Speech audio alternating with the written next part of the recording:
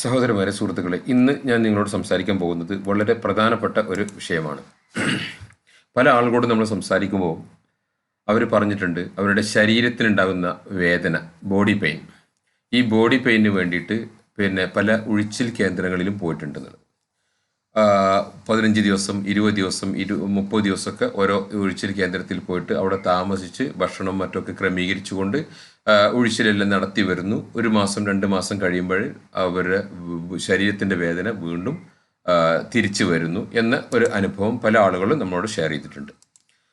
അതിൻ്റെ അടിസ്ഥാനത്തിൽ ചില വസ്തുതകൾ വിശദീകരിക്കാനാണ് ഞാൻ ഉദ്ദേശിക്കുന്നത്.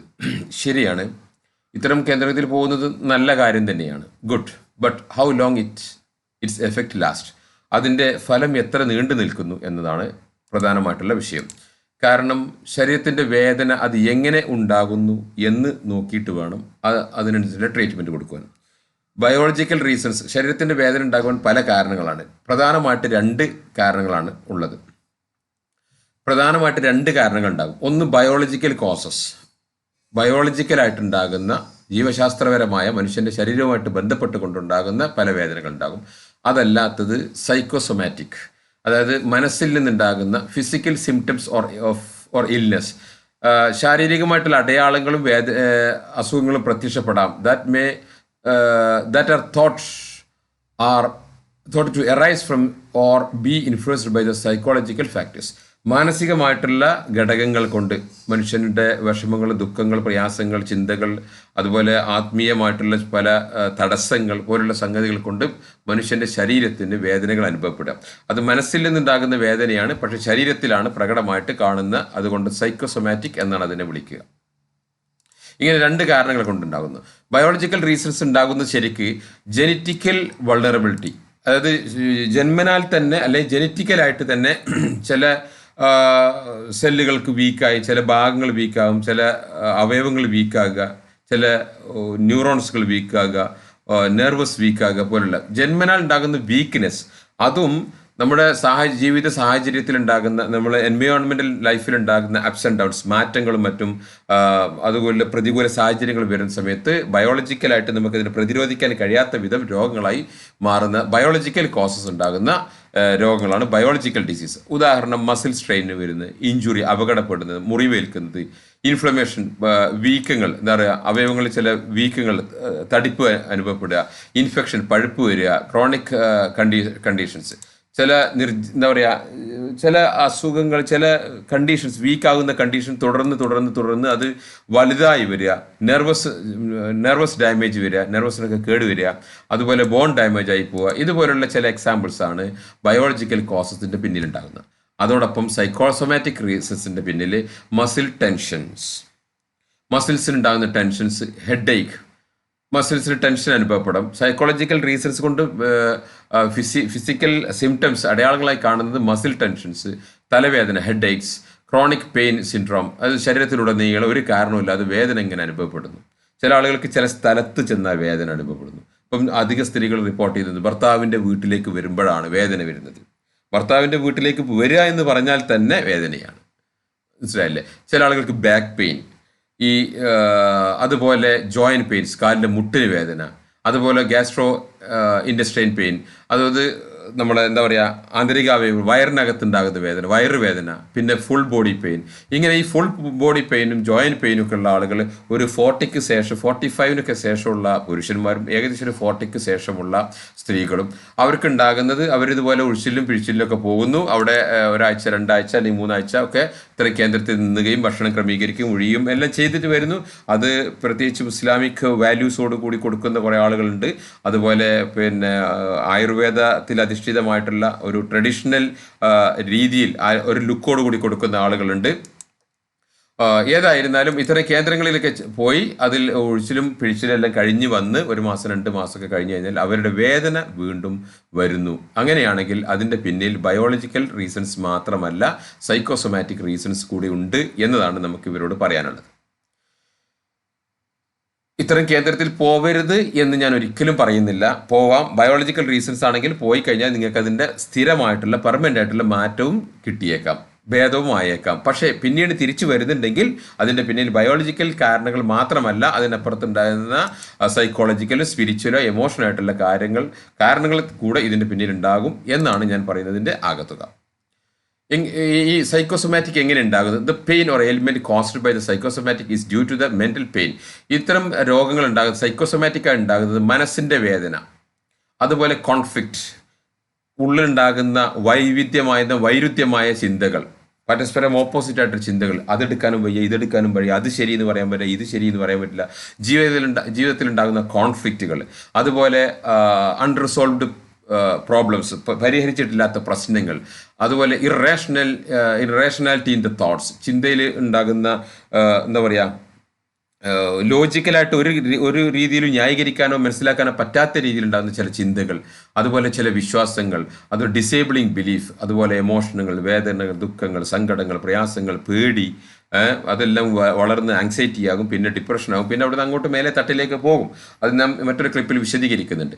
ഇങ്ങനെ വന്നിട്ട് അത് ഇവരുടെ ആറ്റിറ്റ്യൂഡ് തന്നെ എന്തായി പോകും, ആറ്റിറ്റ്യൂഡ് തന്നെ നെഗറ്റീവായി പോകും. ഈ നെഗറ്റീവ് ആറ്റിറ്റ്യൂഡ് നെഗറ്റീവ് പേഴ്സണാലിറ്റി ആയി മാറുന്നതാണ് ഇതിൻ്റെ പിന്നിൽ ഒരു പ്രധാനപ്പെട്ട കാരണം.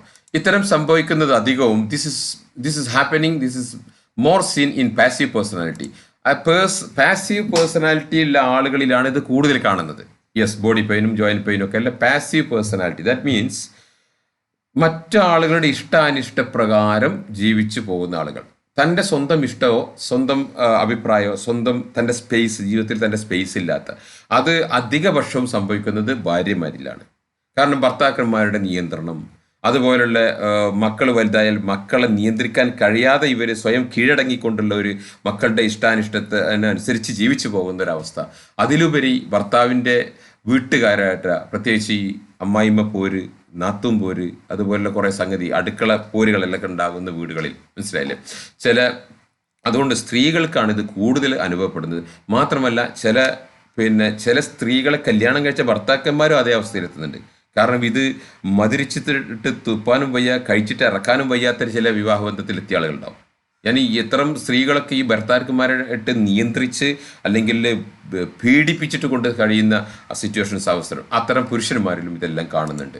അതുകൊണ്ട് ഒരു പാസീവ് പേഴ്സണാലിറ്റിയിലാണ് വാസ്തവത്തിൽ ഇത് കണ്ടുവരുന്നത്, അധിക വർഷം കണ്ടുവരുന്നത്.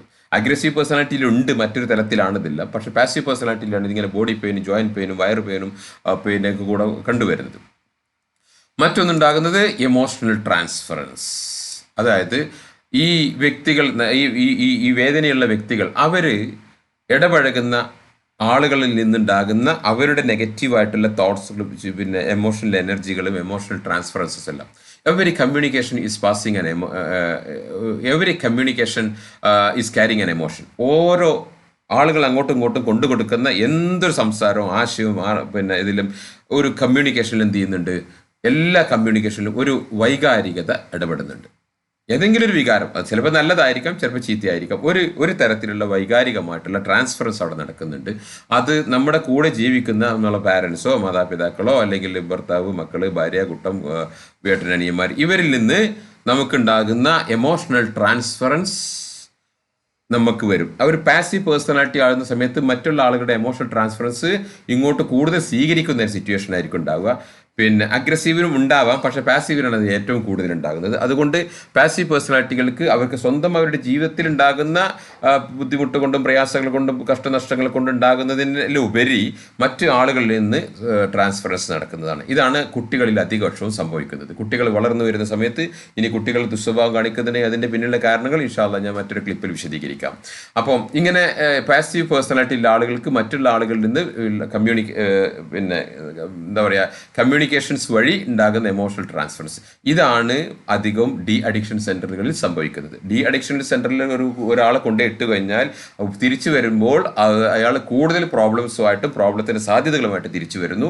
പിന്നെ അദ്ദേഹം വീണ്ടും എത്രത്തോളം പിന്നെ ബാഡായിട്ടാണോ അങ്ങോട്ട് പോയത് അതിനേക്കാൾ ബാഡ് സിറ്റുവേഷനിലേക്ക് ലൈഫിലേക്ക് തിരിച്ചു വരുന്നതിന് പിന്നിൽ എമോഷണൽ ട്രാൻസ്ഫറൻസസ് ഉണ്ട് ഡി അഡിക്ഷൻ സെൻ്ററിൽ. അത് ഞാൻ മറ്റൊരു ക്ലിപ്പിൽ വിശദീകരിക്കാം. സഹോദരന്മാരെ, സുഹൃത്തുക്കളെ, ഞാൻ പറഞ്ഞു വരുന്നത് പിന്നെ നിങ്ങൾക്ക് തോന്നിപ്പോരുത് ഞാൻ അതിനെല്ലാം എതിർത്ത് സംസാരിക്കുന്നു. നോ, ഇതിലൊക്കെ അതിൻ്റേതായിട്ടുള്ള ഗുണങ്ങൾ അതിലുണ്ട്. ഡി അഡിക്ഷൻ സെൻറ്ററിൽ അതിൻ്റെതായിട്ടുള്ള ഗുണങ്ങളുണ്ട്. പക്ഷേ ഉള്ളിൽ നിന്നുണ്ടാകുന്ന അവൻ്റെ ആത്മീയ വ്യക്തിത്വത്തിൽ, അവൻ്റെ ആത്മീയ ശരീരത്തിൽ ഉണ്ടാകുന്ന പ്രശ്നങ്ങൾ തീർത്തിട്ടില്ലെങ്കിൽ ഭൗതിക ശരീരത്തിൽ ചെയ്യുന്നതെല്ലാം പിന്നെ ഒരു എന്താ പറയുക, അർത്ഥം ഇല്ലാത്ത രീതിയിലായി പോകുന്നു എന്നതാണ് ഞാൻ പറയുന്നതിൻ്റെ അർത്ഥം. അതുപോലെ തന്നെ such phases are called psychosomatic and cannot be permanently cured except by resolving the sources and reason of the mental pain. അതുകൊണ്ട് സൈക്കോസൊമാറ്റിക് ആയിട്ടുണ്ടാകുന്ന വിഷയത്തിൽ അതിൻ്റെ കാരണം എന്താണെന്ന് കണ്ടെടുത്തുകൊണ്ട് അത് പെർമനൻ്റ് ആയിക്കൊണ്ട് അതിൻ്റെ ആത്മീയ ശരീരത്തിൽ അല്ലെങ്കിൽ ആ വ്യക്തിയുടെ മൈൻഡിൽ ഉണ്ടാകുന്ന പ്രോബ്ലംസ് പരിഹരിച്ചിട്ടില്ലെങ്കിൽ അത് പിന്നെ അതിന് പെർമനൻ്റ് ക്യൂറായിട്ട് കിട്ടൂല. So, if the negative emotions in the unconscious mind is too heavy, it may be attract the devilish influence.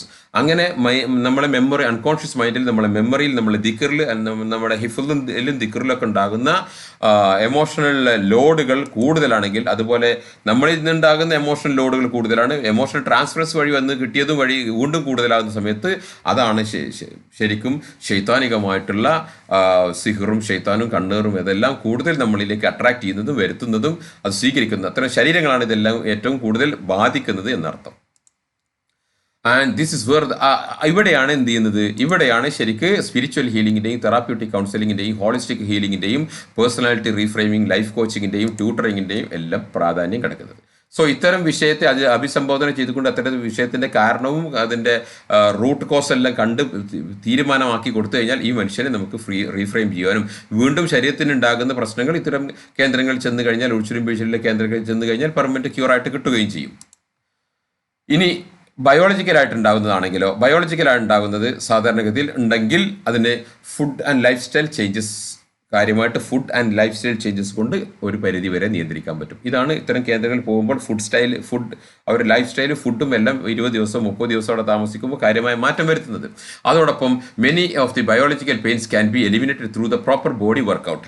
ശരീരത്തിൻ്റെ എല്ലാ ഭാഗത്തിനും വർക്ക് കിട്ടുന്ന സ്ട്രെച്ചിങ്, വലിവും പുള്ളിങ് ഫങ്ഷൻസും കിട്ടുന്ന ശരീരത്തിൻ്റെ പ്രവർത്തനങ്ങൾ പലരും സ്റ്റോപ്പ് ചെയ്തിട്ടുണ്ട്. വാഹനങ്ങളുടെ ഉപയോഗം കൂടിയത് കൊണ്ട് അത്തരം കേവലം കുറച്ച് നടത്തം, രാവിലെ കുറച്ച് നടക്കുക, രാവിലെ കുറച്ച് ഓടുക, അല്ലെങ്കിൽ എന്തെങ്കിലും ചെയ്യുക, അടുക്കള ജോലിയൊക്കെ ചെയ്യുക എന്നതിനപ്പുറത്തേക്ക് ശരീരത്തിൻ്റെ പല ഭാഗത്തിനും പല സെല്ലുകൾക്കും പല മസിലിനും ഒരു വർക്കും കിട്ടാത്ത വിധം നമ്മൾ വർഷങ്ങളോളം മാസങ്ങളോളമൊക്കെ നിന്ന് പോകുന്നുണ്ട്. അതുകൊണ്ട് ശരീരത്തിൻ്റെ എല്ലാ ഭാഗത്തിനും വർക്കൗട്ട് കിട്ടുന്ന രീതിയിലുള്ള ബോഡി വർക്കൗട്ട് എക്സർസൈസുകൾ എല്ലാം ചെയ്തു കഴിഞ്ഞാൽ ശരീരത്തിൻ്റെ രോഗം ഒരു പരിധി വരെ നമുക്ക് നിയന്ത്രിച്ച് കൊണ്ടുപോകാൻ അല്ലെങ്കിൽ അത് സുഖപ്പെടുത്തിയെടുക്കാൻ പറ്റും. ശരീരത്തിൻ്റെ വേദനകൾ ശരീരത്തിൻ്റെതായിട്ടുള്ള കാരണങ്ങൾ കൊണ്ട്. അതുപോലെ തന്നെ മരുന്നുകൾ ഉപയോഗിച്ച് അത്തരം കേസുകൾ മരുന്ന് ഉപയോഗിച്ചാൽ സുഖപ്പെടാം. പക്ഷേ സുഖപ്പെടാതെ വീണ്ടും വരുന്നുണ്ടെങ്കിൽ മനസ്സിലാക്കുക അതിൻ്റെ പിന്നിലുണ്ടാകുന്നത് എന്താണ്? സൈക്കോസൊമാറ്റിക് റീസൺസ് കൊണ്ടാണ്. അത്തരം സൈക്കോസൊമാറ്റിക് റീസൺസ് ഹെവിയായി ഉണ്ടാകുന്ന സമയത്ത് ശൈത്താനികമായിട്ടുള്ള ഷെറുകളും ഇടപെടലും അതും കൂടെ ഇതിൻ്റെ കൂടെ ഉണ്ടാകാം. ഈ പറഞ്ഞ വിഷയങ്ങൾ നിങ്ങൾക്ക് ഇഷ്ടപ്പെട്ടെങ്കിൽ നിങ്ങൾ ഈ വോയിസിനോട് താഴെ നിങ്ങൾ ലൈക്ക് അടിക്കുക. നിങ്ങൾക്ക് ഇതുപോലുള്ള ക്ലിപ്പുകൾ കിട്ടണമെന്ന് ആഗ്രഹിക്കുന്നുണ്ടെങ്കിൽ സബ്സ്ക്രൈബ് ചെയ്യുക. അതുപോലെ ഇത് മറ്റുള്ള ആളുകൾക്ക് ഉപകാരപ്പെടുന്നതാണ് എന്ന് നിങ്ങൾക്ക് തോന്നുന്നെങ്കിൽ ഇത് നിങ്ങളുടെ മാസ് മീഡിയയിലൂടെ വാട്സപ്പിലും ഫേസ്ബുക്കിലും ഇൻസ്റ്റയിലൊക്കെ നിങ്ങൾ മറ്റുള്ള ആളുകൾക്ക് ഷെയർ ചെയ്ത് കൊടുക്കുക. ഇതാണ് നമുക്ക് അറിയിക്കുവാനുള്ളത്. Thank you.